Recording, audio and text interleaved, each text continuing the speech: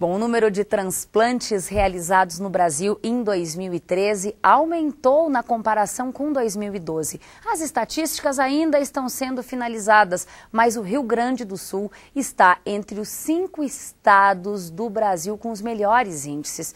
Porém, em Passo Fundo, esse índice caiu. No Hospital São Vicente de Paulo foram realizados em 2012 232 transplantes. No ano passado, 2013, foram 161.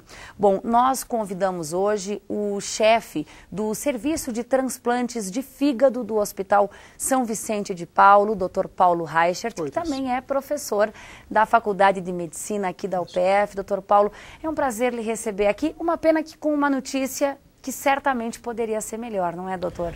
Bom voltar, Thaís. De fato, quem está há tanto tempo na área vê que o Brasil está crescendo como um todo nos transplantes. O sistema está funcionando. Depois de anos de piora, o Rio Grande do Sul parece ter tido um aumento em torno de 15%. Esse dado que eu tenho é de novembro, não foram computados os dados do último mês do ano, que foram bons também na doação. Então, provavelmente o Rio Grande do Sul teve um índice superior a 15% de aumento nas doações no ano que passou em relação a 2012. De fato, Passo Fundo correu um pouco à margem desse crescimento. E se me permite, eu vou direto ao ponto que me deixou mais surpreso, Thaís. Os números de transplantes são um pouco diferentes, mas não tanto.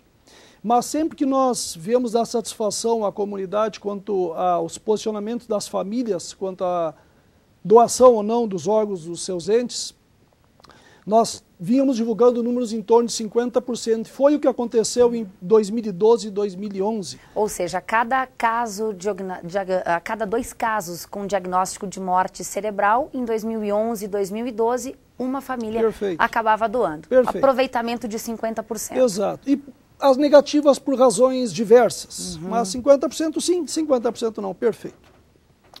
Em 2013, 27 famílias foram abordadas no Hospital São Vicente, já com o diagnóstico de que o familiar estava com morte encefálica, e dessas 27, o dado é oficial da nossa Opus de hoje, gentilmente fornecido, 9 famílias, 1/3, 33% consentiu com a doação, e 18 famílias, 2/3, 66% foram contra. Fiquei um pouco surpreso e triste também, porque quem trabalha vendo as pessoas sofrendo nas tão angustiantes filas de transplante, pela primeira vez um número tão significativo de queda, e não aconteceu nada na mídia de negativo contra qualquer doação ou morte encefálica, tampouco no hospital, não aconteceu nada.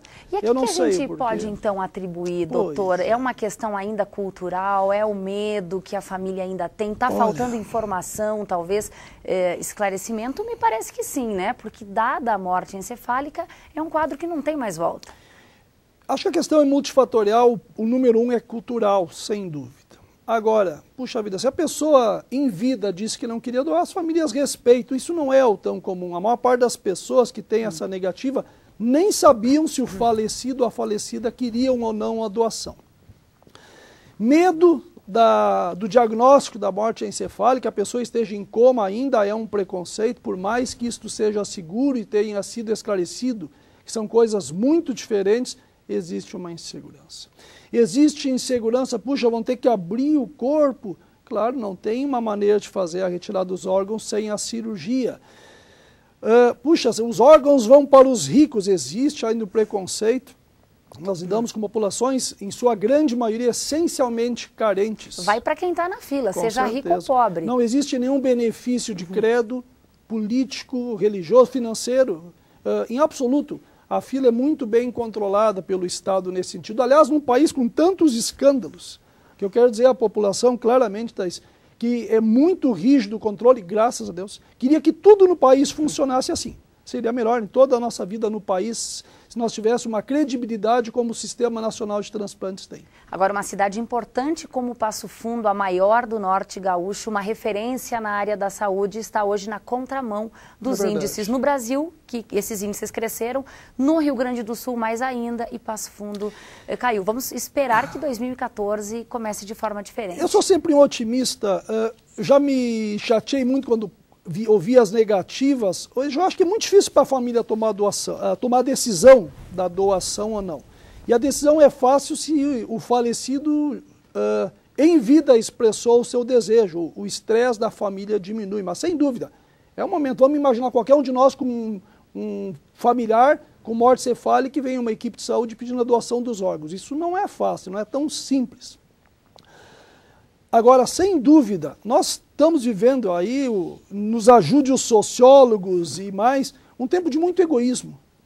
Nós vivemos num mundo competitivo, com baixa qualidade de vida, muita tecnologia em que os valores humanos estão sendo esquecidos. Em parte, eu acho que isso está refletido aqui. Nós pensamos muito pouco na geração futura, muito pouco no próximo e muito no financeiro, no bem-estar individual. Eu acho que parte é cultural e parte é comportamento humano da nossa geração. Doutor, há pouco a gente viu aí uma reportagem sobre a expectativa de vida e ela cresce cada vez mais. Perfeito. Quando vocês recebem o sim de uma família, de fato os órgãos serão doados, vocês lidam com vários outros obstáculos, como alguma doença e até mesmo envelhecimento. Boníssima colocação. Veja, nós somos técnicos. No momento que nos é oferecido um órgão, nós temos que pensar em quem vai receber o órgão e da viabilidade desse órgão, porque se é algo muito caro também, o transplante para a sociedade, para os cofres públicos é oneroso, é uma cirurgia de horas, os medicamentos são caros, nós temos que fazer um julgamento técnico adequado para que isso tenha uma chance de sucesso boa. Todos os transplantes têm risco, não existe um sucesso absoluto na área de transplante em lugar nenhum deste mundo. Transplantes mais complexos, como coração, fígado, pâncreas, etc., ainda tem, nós vamos falar em número de 70%. Nós tivemos, do ano passado, 11 casos bem-sucedidos de 14. Ficamos muito chateados de perder 3, mas são números internacionalmente aceitos. Estamos dentro de um padrão internacional, ou seja, a chance é boa, mas não existe 100%.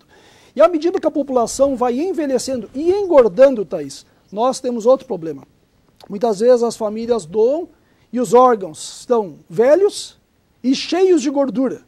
Isso especialmente é válido para o fígado e para o pâncreas. Muita gordura no órgão às vezes inviabiliza, mesmo que a família tenha doado, nós ficamos mais tristes ainda de quando tem a doação, às vezes não podermos usar os órgãos. Então o envelhecimento faz parte, mas o ganho de peso não. A obesidade causando problemas até na hora de fazer a doação. Até na hora da doação. Doutora, estouramos o tempo aqui. Olha, fica a mensagem para que 2014 seja um ano de mais consciência e de menos egoísmo, como o senhor falou, né? Espero voltar com boas notícias ano que vem. Nós também, doutor. Obrigado. Mas o senhor volta antes do balanço do ano que vem, viu? Que bom. Muito obrigada. Obrigado pelo convite.